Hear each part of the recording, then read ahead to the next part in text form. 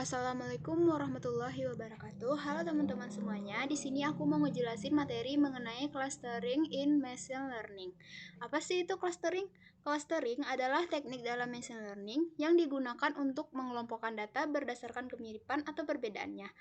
Tujuannya untuk membagi data ke dalam beberapa kelompok atau cluster sehingga data dalam satu cluster punya karakteristik yang mirip dan berbeda dengan data di cluster lain. Nah, clustering itu tidak membutuhkan data label atau data pelatihan sebelumnya, karena teknik ini termasuk dalam kategori unsupervised learning. Cara kerjanya yaitu mengenali pola alami dalam data, lalu membentuk kelompok berdasarkan kesamaan tersebut. Nah, contohnya nih, jika kita punya data tentang buah apel, jeruk, pisang, nah clustering ini akan otomatis mengelompokkannya berdasarkan jenis buah tersebut tanpa kita harus memberitahu terlebih dahulu ini buah pisang, ini buah apel, ataupun jeruk. Nah, apa sih manfaat clustering itu? Clustering itu bermanfaat untuk memahami data lebih dalam, membuat segmentasi, itu untuk membantu membuat strategi pemasaran yang lebih tepat. Yang ketiga tuh atau mendeteksi anomali, yaitu penyimpangan data dari pola umum. Yang keempat tuh ada reduksi dimensi, yaitu untuk menyederhanakan data yang kompleks tanpa kehilangan informasi penting. Metode clustering itu terdiri dari beberapa metode, yaitu yang pertama ada partitional clustering, yang kedua itu ada memecah data menjadi beberapa grup tanpa struktur hierarki, contohnya itu K-means, dan yang ketiga itu ada hierarchy clustering, yaitu mengelompokkan data dalam bentuk pohon bertingkat, baik dari bawah ke atas atau dari atas ke bawah. Nah, sekarang kita masuk ke syarat dan hal yang perlu diperhatikan. Yang pertama itu fitur data yang digunakan harus relevan dan bisa diukur. Yang kedua, jumlah datanya harus cukup agar hasil klasternya bermakna. Yang ketiga tuh metodenya tuh harus ada untuk mengukur jarak atau kemiripan antar data. Yang keempat, pemilihan algoritma harus disesuaikan dengan karakteristik data. Yang kelima, hasil clustering itu perlu divalidasi agar sesuai dengan tujuan analisis. Nah, yang pertama kita masuk ke K-means clustering. Nah, K-means clustering itu adalah algoritma unsupervised machine learning yang digunakan untuk mengelompokkan data dan pengenalan pola. Nah, di sini aku akan nunjukin cara K-means clustering ini bekerja menggunakan Orange Data Mining. Nah, di sini aku ada beberapa data, yaitu tentang ada nama mahasiswa, nilai anatomi, nilai dan IPK-nya, serta jam belajar dari mahasiswa. Nah, kita nanti akan mengelompokkan data-data berikut ini. Pertama kita buka kelas Orange-nya. Nah, ini aku udah bikin algoritmanya. Di sini ada yang pertama kita klik file itu kita klik dari sini, kita klik file ini 2 kali, lalu kita masukkan di sini data yang akan kita olah itu. Nah, ini nama mahasiswa itu kita rubah menjadi kategorikal ya, terus kita klik apply. Nah, setelah itu kita butuh data tabel untuk memvisualisasikan data dari yang kita input tadi. Nah, di sini kan kita udah input data di filenya. Nah, ini untuk memaparkan datanya dalam bentuk tabel, kolom, dan lain-lain. Ini sama seperti spreadsheet. Di sini ada 100 harus ada 100 data dan 7 filters. Nah, ada nama mahasiswa, nilai autonomi, itu filtersnya. Dia itu tidak ada target ataupun meta atribut.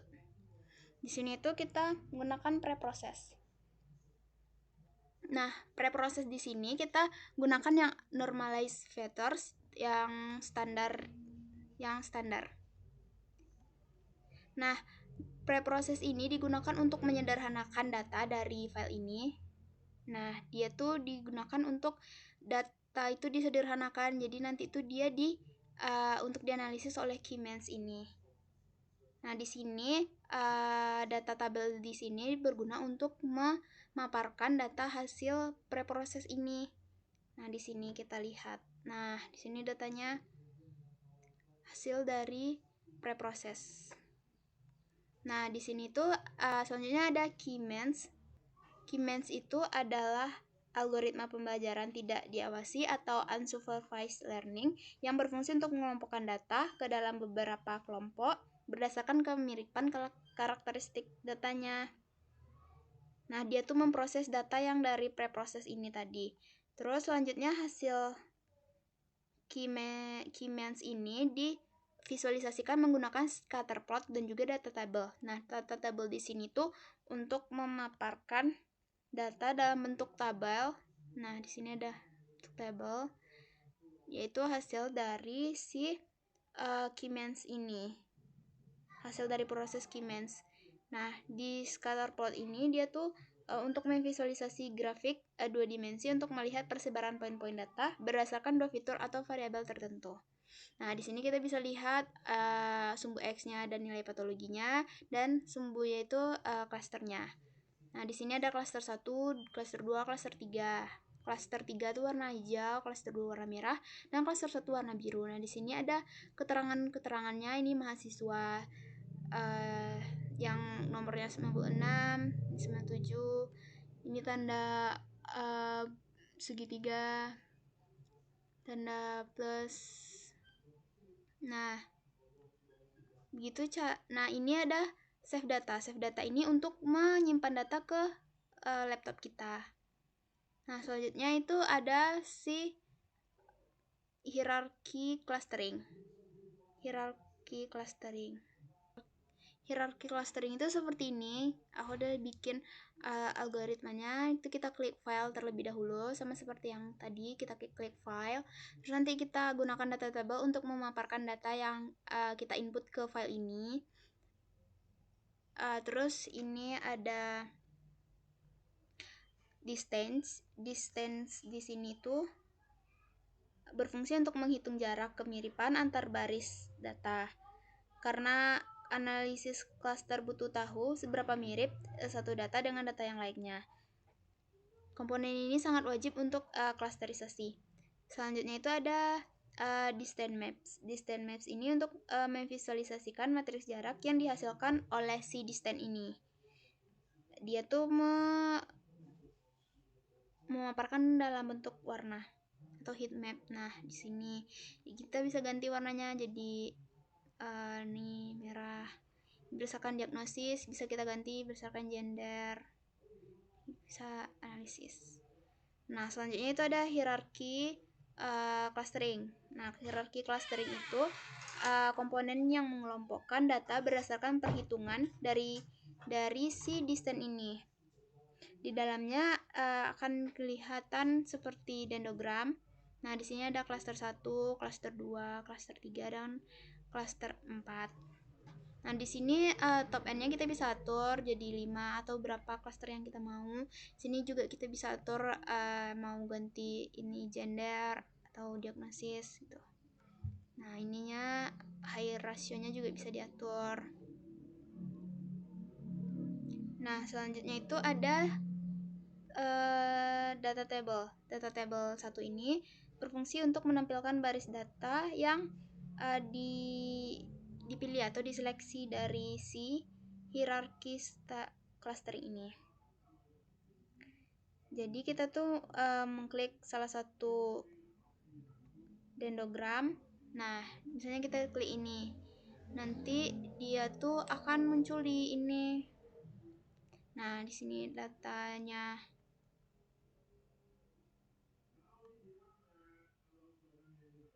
Selanjutnya itu ada untuk memvisualisasikan hasil dari hierarki clustering ini kita menggunakan scatter plot dan juga box plot. Di sini tuh sebelumnya kita rubah dulu ya data dari select data itu menjadi data sama data. Ini juga untuk yang ini dan juga ini dirubah terlebih dahulu agar nanti hasilnya tidak salah. Dan itu box plot. Nah, box plot ini untuk memvisualisasikan data yang kita input tadi. Nah, di sini kita bisa lihat berdasarkan diagnosis dan gender. Di sini tuh yang untuk perempuan tuh paling dominan itu penyakit diabetes. Nah, kalau untuk laki-laki tuh gagal jantung. Sini kita bisa lihat atau bisa kita rubah di sini berdasarkan umur. Laki-laki tuh dia dari umur 30 sampai 72, sedangkan perempuan tuh dari umur 34 sampai 76 rata-ratanya. Umurnya sama diagnosis. Nah, ya. Misalnya yang umurnya 28 sampai 69 tuh rentan terkena COPD. Yang asma itu umur 32 sampai 68 kebanyakan.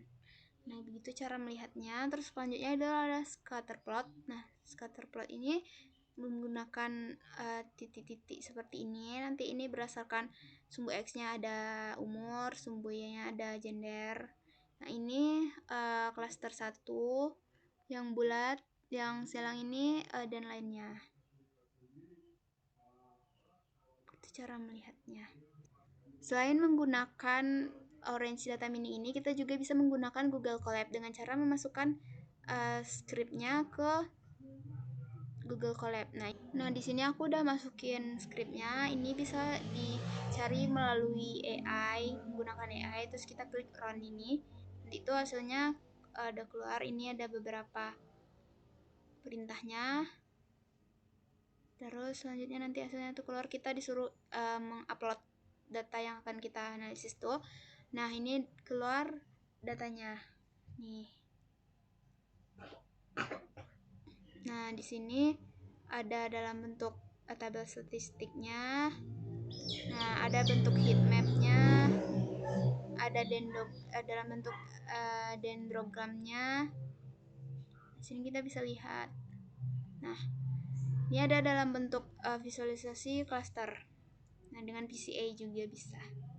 Nah, ini. Nah, sekian materi yang dapat aku sampaikan. Assalamualaikum warahmatullahi wabarakatuh.